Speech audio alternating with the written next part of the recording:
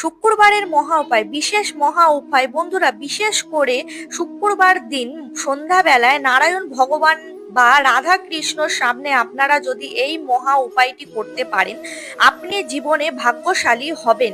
শ্রীকৃষ্ণ বা নারায়ণ ভগবানের সামনে একটি মাটির প্রদীপে শুকনো তুলসী গাছের ডাল যদি আপনি রেখে থাকেন, সেই গাছের ডাল আপনার 3খানা নিয়ে হলুদ কালারের সুতো দিয়ে বেঁধে ঘিয়ের সঙ্গে জ্বালিয়ে দিন। সেই প্রদীপ জ্বালিয়ে দিতে পারেন তুলসী ডালের প্রদীপ, তাহলে আপনার মনস্কামনা পূর্ণ হবে।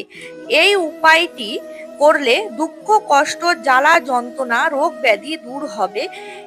এই মহা উপায়টি করার পর আপনারা অবশ্যই একটি হলুদ প্রদীপ জ্বালাবেন, অর্থাৎ মাটির প্রদীপের মধ্যে তুলোর সলতে এবং তার মধ্যে একটি চুটকি হলুদ ও 9খানা চাল দিয়ে আপনাকে জ্বালাতে হবে এবং ওং ভগবতে বাসুদেবায় নমো নমঃ মন্ত্রটি জপ করতে হবে।